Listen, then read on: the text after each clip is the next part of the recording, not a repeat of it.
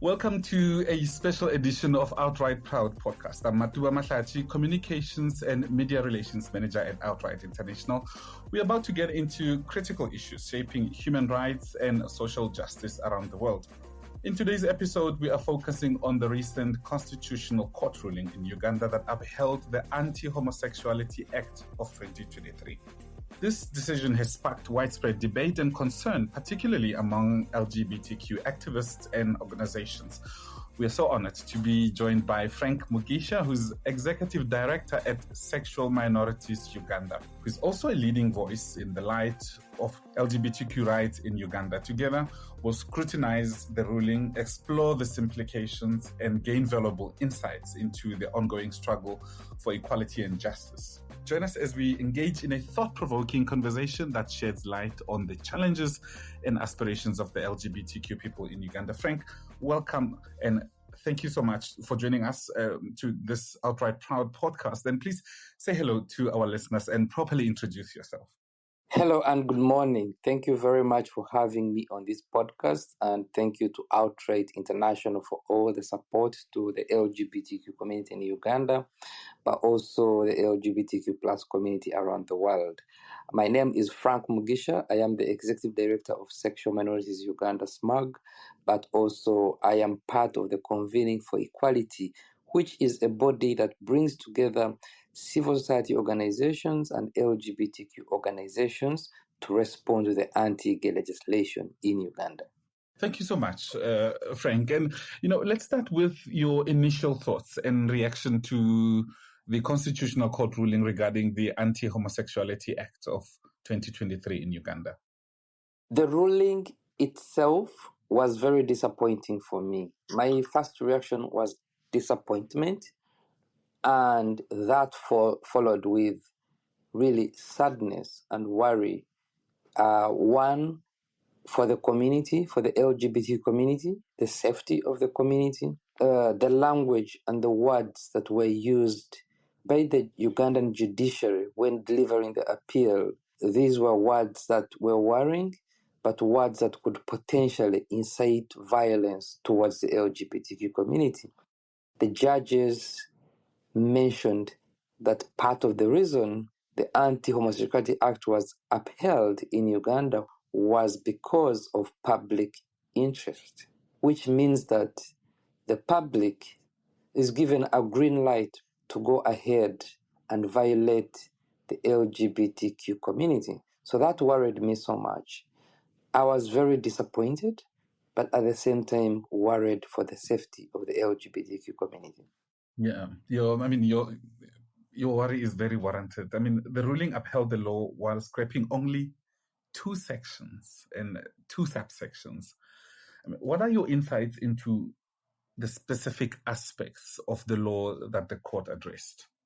So the court addressed itself to the provision on access to health and then the privacy of the LGBT community, and then upheld parts of the law that were very extreme, for instance, the death penalty. And then number two is retained, or rather, the law still punishes promotion of homosexuality. So for me, everything, the two sections that were removed do not make sense at all if you're going to say that LGBTQ persons can access health services with no discrimination. And at the same time, you're saying that any information, health information, any information on HIV and AIDS, any information on health to the LGBT community could be perceived as promotion of homosexuality. All organizations that are running support for the LGBTQ community on health, that could be promotion of homosexuality. The organizing that the community does, this is the organizing that enables the LGBT community that has been marginalized very much, and this is a very, very difficult to reach community by many of the health practitioners.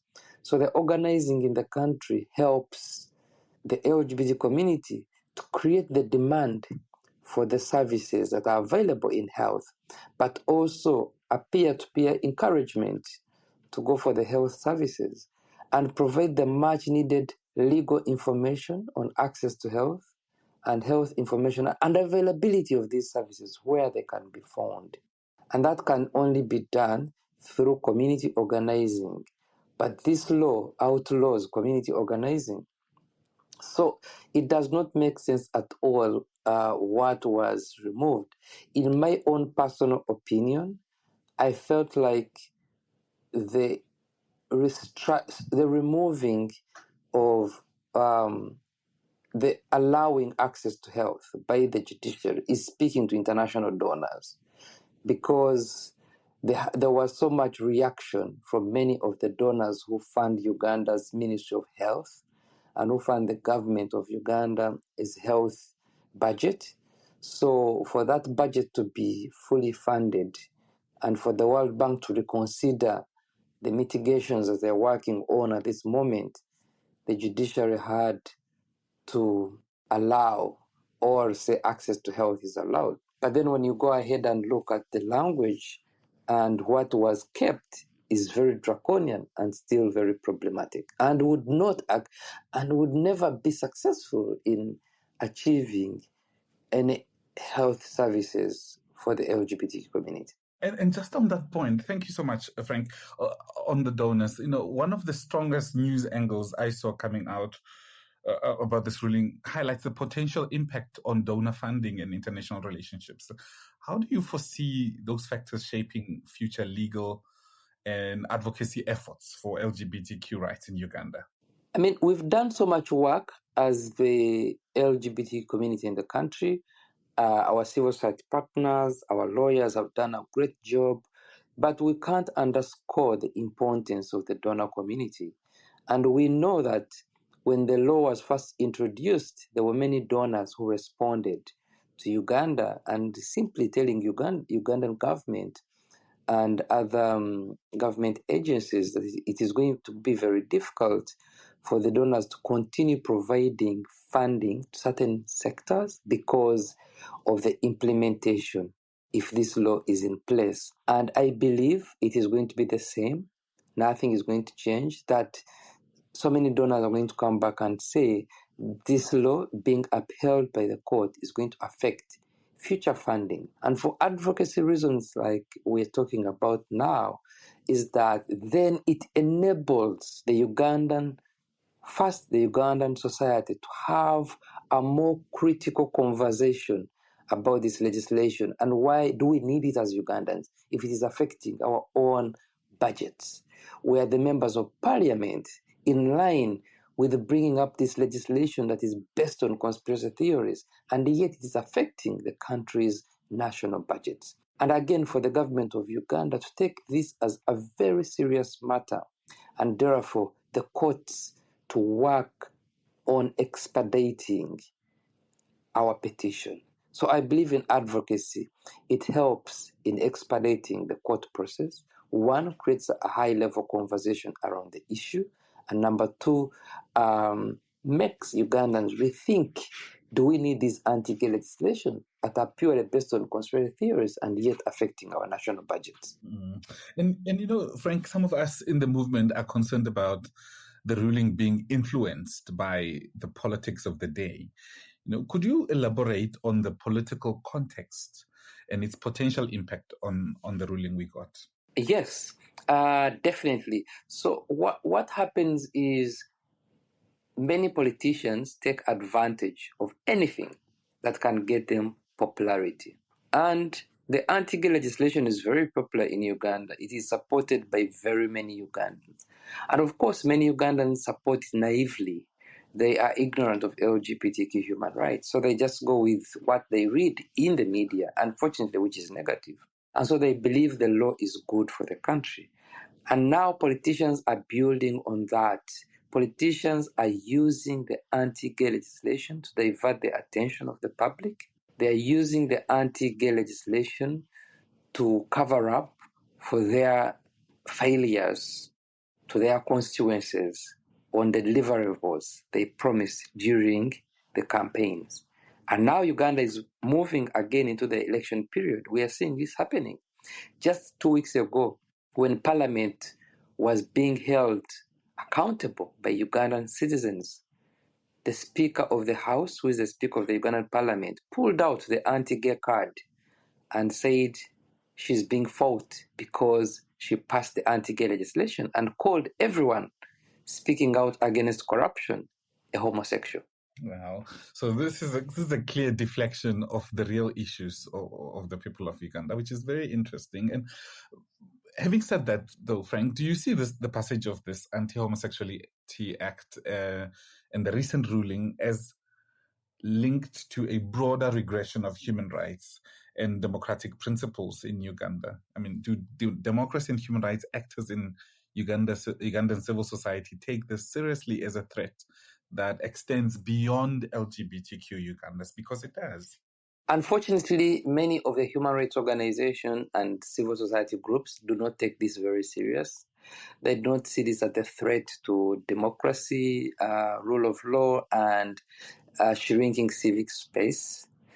We've been drumming this up for a very long time and telling civil society groups, please join us. Today it is the LGBT community.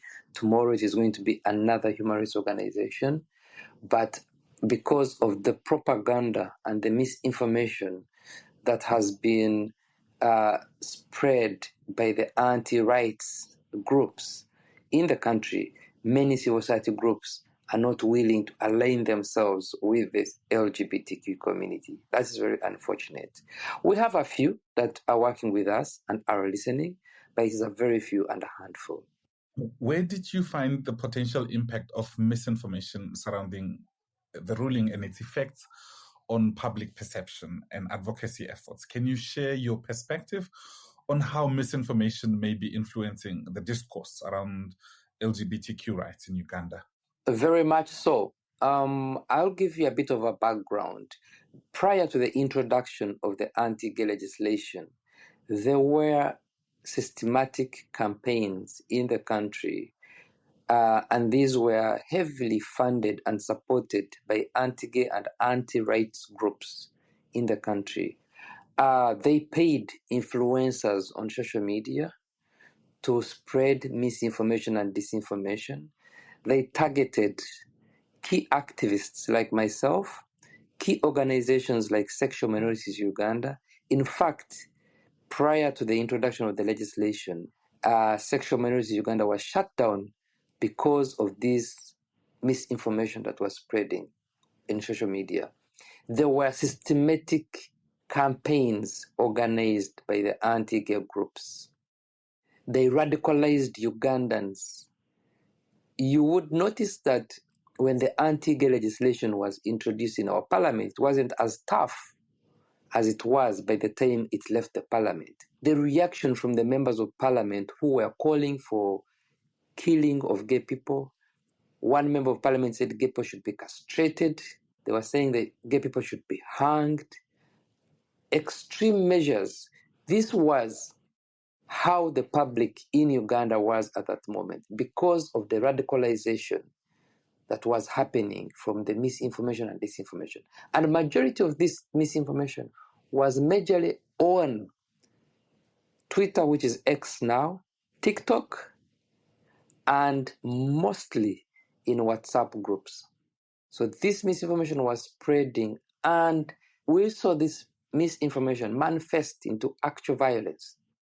I received as many death threats personally, and many Ugandans received threats. Many LGBTQ Ugandans received threats, but also physical violence towards very many LGBTQ persons based on this misinformation and conspiracy theories. My 2 colleagues were arrested and detained based on this misinformation. I was charged under very many allegations. I was investigated by all security organs in the country because of this misinformation and disinformation that was funded and paid for by anti-gay rights groups. And unfortunately, many of them who are supporting this are from the United States. That's quite a shame, and they also seem a bit organized, which leads me to my next question about capacitating Ugandan activists. Is there more that international donors, such as the United States that you've just mentioned, the European Union, and others could do? Now as someone in the front lines with other activists in Uganda, have you seen any proactive interventions from donors? Yes, I have seen that. I've seen some of the international partners intervene very well. For instance, I would say the United States did respond to Uganda's anti-gay legislation, one, by issuing visa sanctions, providing travel advisory, and also engaging at high-level diplomatic bilateral relations with our government and many of our politicians. So we saw the US government respond very well. However, the EU was very reluctant in responding, including one of the EU leaders saying they will continue supporting Uganda despite having this draconian legislation in place. The World Bank responded positively by withholding a loan to Uganda, and for the first time ever, this prompted very well proper advocacy with the LGBT community on the ground with the World Bank, but also for the first time, the Ugandan LGBT community and civil society are involved on working with the World Bank to see that all the projects that are running in Uganda have proper mitigations, and these mitigations are aimed at making sure no one is left behind. The projects include diversity and are very inclusive. So there has been, from some of the response, there have been positive long-term implications that could be beneficial for the LGBTQ community. Yeah, and well, it's comforting to hear that there is some kind of intervention that's coming from international donors. And having gone through this twice over, Frank, what advice do you have for activists in countries faced with possibility of such repressive laws? I mean, you can think of Ghana, Kenya, Malawi. Everybody is not many countries are immune to what you're going through. So what advice do you have for activists in countries faced with the possibility of such repressive laws? So my advice with countries that are faced with such laws, and we're seeing really the ripple effect around, almost going around the entire Africa. And for me, it is for countries to start working now. And first of all, put in safety and security measures for the LGBT community, because once the debate starts on the Anti-Homosexuality Act, it is the LGBT community that suffers the most. Majority of community members are discriminated, but they face so much violence. We've seen hundreds and hundreds of cases come out of Uganda because of this anti-gay legislation. Similarly, we saw that happen many years ago when the law came up in Nigeria. And we saw the conversation, when the conversation was starting in Tanzania, many LGBTQ persons suffered violence. We've seen LGBTQ persons start getting arrested in Burundi and Somaliland, and Ghana recently passed a similar law. So my suggestion is that for the community to put in place structures that can support safety and protection. Documentation of these violations is very important, because these violations happen, but then we cannot prove persecution and prosecution without documenting these violations. So it is very important. And then secondly, we do want the community members to start mobilizing civil society organizations and partners on the ground and have one common voice before going to the international community. And then definitely engage the international community and try to get a quick response. And we've been asking many of our partners to treat Uganda with the utmost urgency so that this ripple effect doesn't happen in other countries. And unfortunately, some of the partners have, again, not taken this as very serious as they should have. But some have. Definitely, we've got a lot of support. I can't undermine that. Uganda has gotten so much support from all around the world. But I believe we should still treat this with utmost urgency. And unfortunately, the same people who are in Uganda and Ghana erasing our human rights are the same people who are undermining all the gains that have been made in the United States and other countries, are the same people in Eastern Europe trying to support anti-gay legislations, where we are seeing in Russia LGBTQ persons being called terrorists. So if we're not careful, it's going to be a global crisis for the LGBT community at some point. We really hope it doesn't come to that. I really hope personally it doesn't come to that. And my final question, not necessarily even a question, but I want to ask you, Frank, what your call to regional actors is, which includes members and allies of the movement. What would be, your call to them? Our regional actors, and I think I'm happy to name South Africa and the leadership of South Africa, the political leadership of South Africa, the president of South Africa. South Africa has one of the best constitutions. South Africa is well placed in the African region because South Africa works and does business with many African nations. They have the mandate, they have it in their will. They have the power to change things on the continent. They can engage with African leaders and show them why these laws are not necessary and these laws are very bad for human rights and for businesses.